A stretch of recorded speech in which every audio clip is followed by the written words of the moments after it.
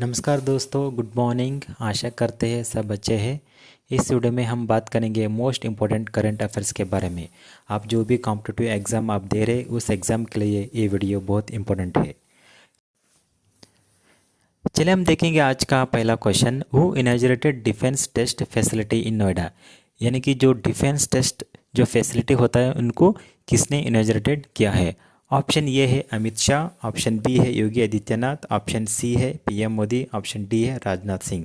और इनका correct answer है ऑप्शन डी, राजनाथ सिंह। यानी कि राजनाथ सिंह ने इस डिफेंस टेस्ट फैसिलिटी को इनॉग्रेटेड किया है। ये कंपनी किसके कंपनी के साथ कोलैबोरेटेड है? ये कंपनी रापे एम पीबीर के साथ ये कंपनी कोलैबोरेटेड है। चलिए हम देखेंगे दूसरा question. The election commission of India plans to issue new voter identity cards to all electors of which state.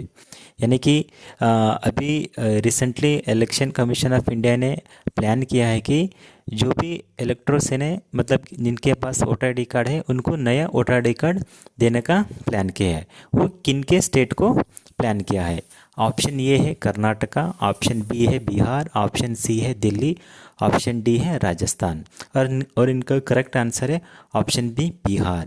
यानी कि बिहार स्टेट में जो भी अब असेंबली इलेक्शन होने वाला है, उस इलेक्शन में जिनके पास भी election voter I D card है, उनको नया वोटर आई डी कार्ड देंगे।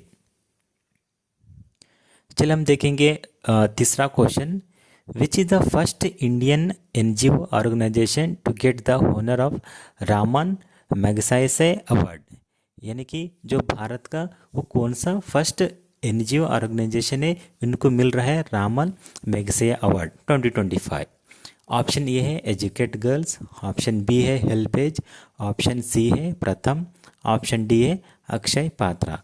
और करेक्ट आंसर है ऑप्शन है एजुकेट गर्ल्स। यानी कि एजुकेट गर्ल्स को रामन मैगसेसे अवार्ड इस साल मिल रहा है। ये रामन मैगसेसे अवार्ड 67th का सेरेमनी है। ये कहाँ पे है? Metropolitan theatre in Manila. ये कब है? नवंबर 7 को है। चलिए हम देखेंगे थोड़ा रामन मैगसेसे अवार्ड के बारे में देखेंगे। The Ramon Magsaysay award Asia premier prize and highest honour, यानी कि ये एशिया का एक बड़ा हाईएस्ट अवार्ड है। The Ramon Magsaysay award is organisation based in Manila, ये फिलीपींस। यानी कि ये अवार्ड जो अवार्ड फाउंडेशन ऑर्गेनाइजेशन है, ये कहाँ का है? मनीला। यानी कि कहाँ पे है? ये फिलीपींस में है। The award categories include government service, public service, community leadership, journalism, literature and creative arts. यानी कि एक किन किन को अवार्ड दिया जाता है? गवर्नमेंट सर्विस को दिया जाता है, पब्लिक सर्विस को दिया जाता है, और कम्युनिटी लीडरशिप को, जर्नलिज्म को, और लिटरेचर को, और क्रिएटिव आर्ट्स को भी ये अवार्ड दिया जाता है। और साथ में ये रामन मैगसेसे अवार्ड हमारा भारत को भी मिला है, लेकिन इंडिविजुअल पर्सन को मिला है। किन को मिला है? पहला मदर तेरेसा को भी मिला है ये अवार्ड, और अरुण शौर्य को मिला है, महेश्वता देवी को मिला है, किरण बेदी को मिला है, रवीश कुमार को मिला है, अरविंद केजरीवाल को भी मिला है, और सोनम वांगचुक को भी मिला है, और साथ में अनुषा गुप्त को भी ये रामन मैगसेसे अवार्ड मिला है। लेकिन ये इंडिविजुअल मिला है। लेकिन एक एनजीओ मतलब एक ऑर्गेनाइजेशन को पहली बार मिला है। वो कौन सा ऑर्गेनाइजेशन है? Educate girls. चलिए हम देखेंगे एजुकेट गर्ल्स के बारे में देखेंगे। ये educate girls was established in 2007। ये एजुकेट गर्ल्स कब एस्टेब्लिश हुआ? 2007 में हुआ। कभी आपको पूछ भी सकता है कि ये कब एस्टेब्लिश हुआ है एजुकेट गर्ल्स। और साथ में इनको कौन लॉन्च किसने लॉन्च किया है? सफीना हुसैन ने इस ऑर्गेनाइजेशन को लॉन्च किया है। ये कहाँ पढ़ते थे? पहला लंदन स्कूल में इकोनॉमिक्स का इनका ग्रेजुएट हुआ है।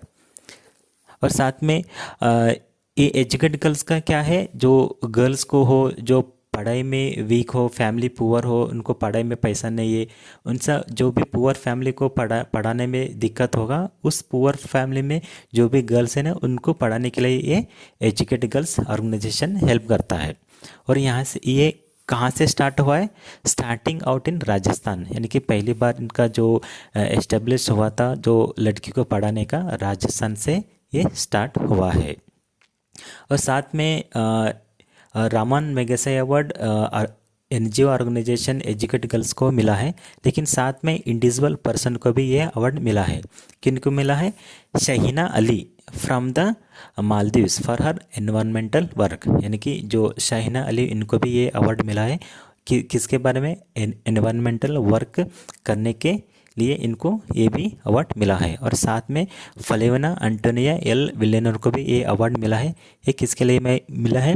Uplift the poor and marginalised, यानी कि जो भी पुअर लोग हैं और जो भी उनका फैमिली संभल नहीं सकते, उनके फैमिली को ये हेल्प किया है। कौन? एंटोनियो एल विलेंस को। सो उसके लिए भी इनको ये रामन मैगसेसे अवार्ड मिला है। चलिए हम देखेंगे चौथा question.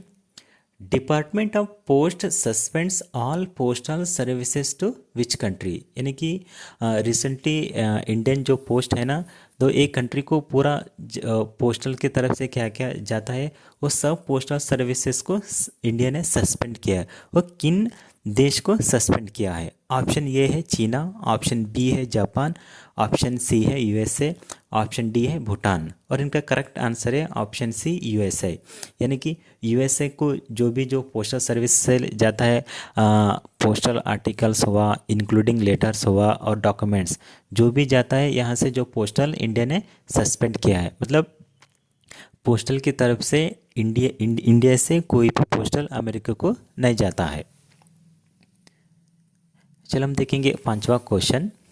Who is inaugurating the Dasara festival celebration to be organised by the Karnataka government, यानी कि कर्नाटका में एक दसरा फेस्टिवल होता है, वो बहुत कर्नाटका बहुत बड़ा फेस्टिवल है। उस फेस्टिवल को किसने इनाग्रेटिंग करने जा रहा है?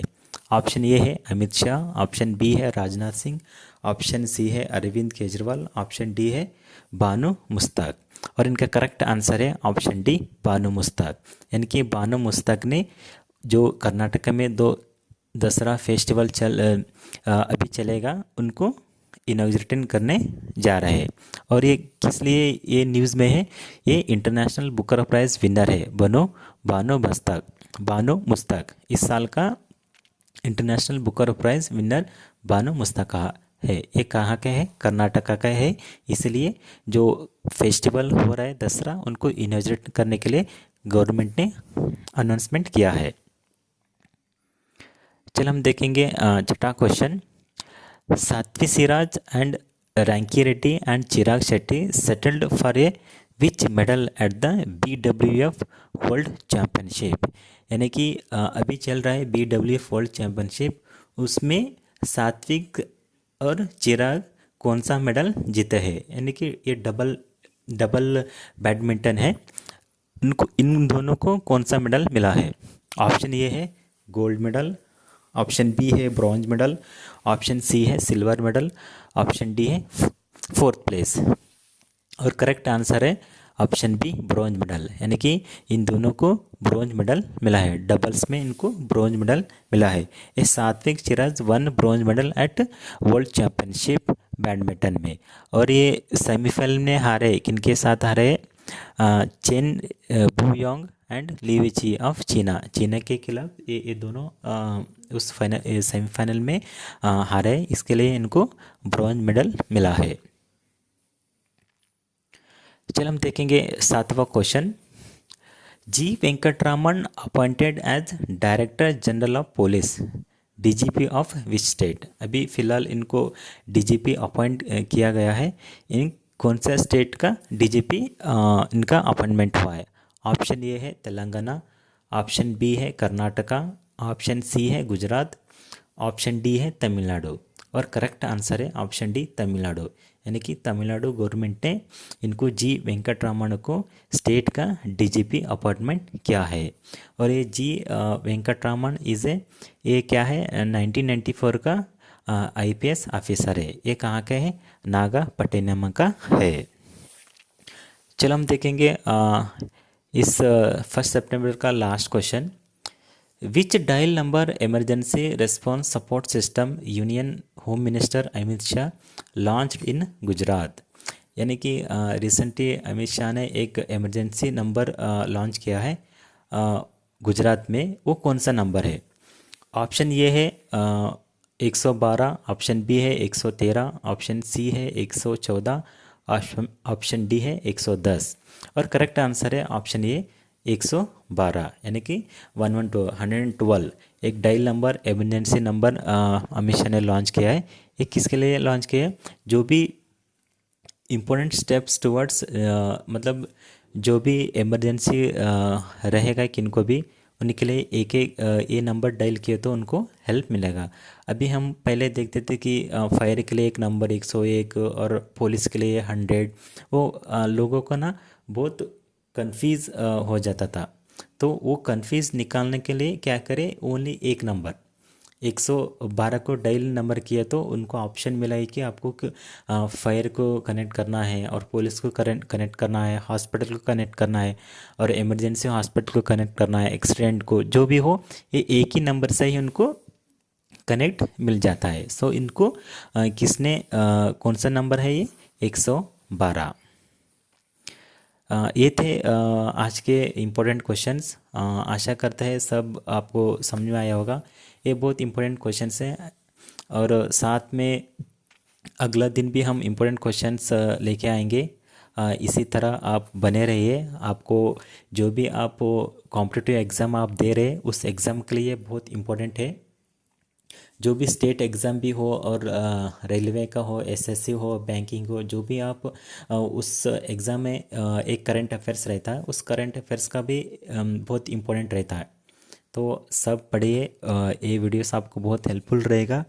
अच्छे से रहिए, टेंशन मत ले लो, बहुत अच्छे से पढ़ो, आपको ज़रूर कामयाब मिलेगा। Thank you so much for watching. Please subscribe कीजिए, आपको हर दिन का डेली अपडेट आपको मिलेगा। Thank you.